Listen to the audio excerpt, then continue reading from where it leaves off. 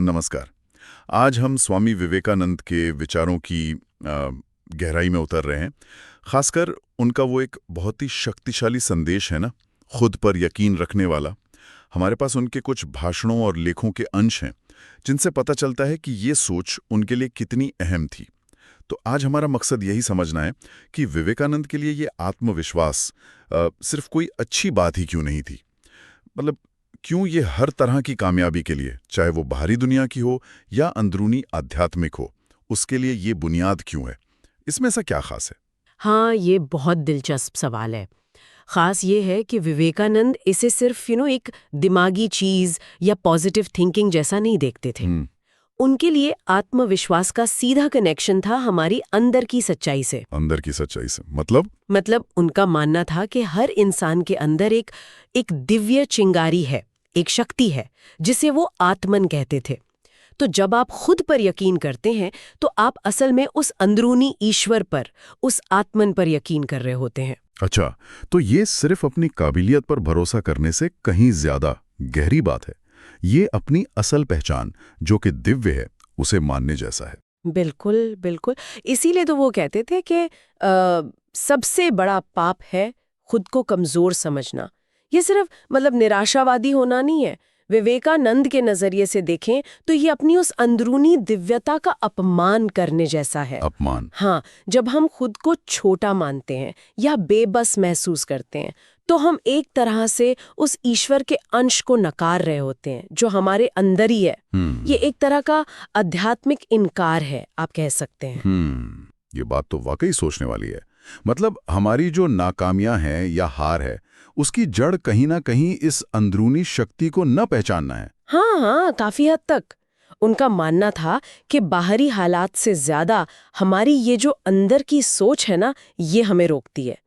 अगर हमें ये यकीन हो जाए कि हमारे अंदर अनंत शक्ति का स्रोत है, तो फिर मुश्किलों का सामना करने का नजरिया ही बदल जाता है। सही है। इसीलिए उनके वो जो मशहूर आह्वान है, जैसे उठो, जागो और लक्ष्य प्राप्ति तक मत रुको, जी। ये सिर्फ जोश दिलाने वाले नारे नहीं है। हाँ, या फिर वो वाला खड़े हो जाओ, हिम्मत धरो, मजबूत बनो, सारी जिम्मेदारी अपने कंधों पर लो। ये बातें सुनकर ऐसा लगता है जैसे वो हमें झिंझोड़ कर जगा रहे हों। हाँ। ये सिर्फ प्रेरणा नहीं है, ये एक पुकार है कि अपनी ताकत को पहचानो, अंदर देखो। सही कहा आपने। ये अपने अंदर जो सोई हुई शक्ति है ना, उसको जगाने का आह्वान है। हाँ। और ये सिर्फ व्यक्तिगत स्तर पर ही नहीं था। विवेकानंद ने इसी आत्मविश्वास के दम पर पूरे देश को जगाने की कोशिश की थी। अच्छा, देश को? हाँ, वो चाहते थे कि भारत अपनी महान आध्यात्मिक धरोहर को पहचाने और फिर से आत्मविश्वास के साथ दुनिया के सामने खड़ा हो। तो आज के ज़माने में ये विचार कितना प्रासंगिक है? खासकर आजकल जब लोग अक्सर अपनी तुलना दूसरों से करते रहते हैं, सोशल मीडिया पर वो परफेक्ट जिंदगियां देखते हैं और फिर खुद को कम महसूस करने लगते हैं। मुझे लगता है आज ये शायद पहले से भी ज्यादा जरूरी हो गया है।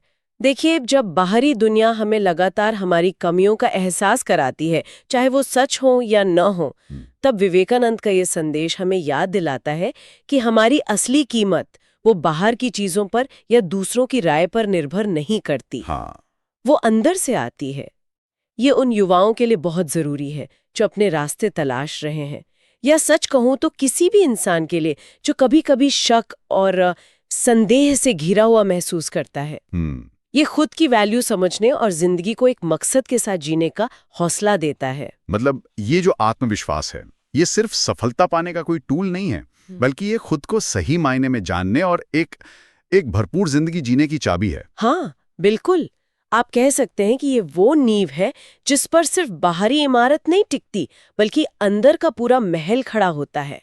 हमारा चरित्र, हमारी मन की शांति, हमारा आध्यात्मिक विकास, सब कुछ इसी एक यकीन पर टिका है कि हाँ, मैं सक्षम हूँ क्योंकि मेरे अंदर वो दिव्य अंश है। तो इस पूरी बातचीत का निचोड़, सार यही निकलता है कि विवेकानंद का आत्मविश्वास का संदेश सिर्फ हौसला बढ़ाने वाली बात नहीं है।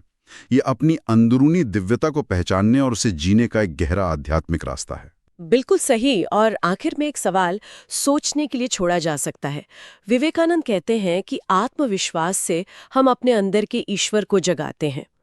तो अगर आज की दुनिया या समाज हमें अक्सर छोटा महसूस कराता है, हमें कम आंकता है, तो क्या खुद पर, अपनी इस अंदरूनी क्षमता पर अटूट यकीन करना, क्या यही वो पहला और सबसे ज़रूरी कदम नहीं है उस बाहरी दबाव से आज़ाद होने का?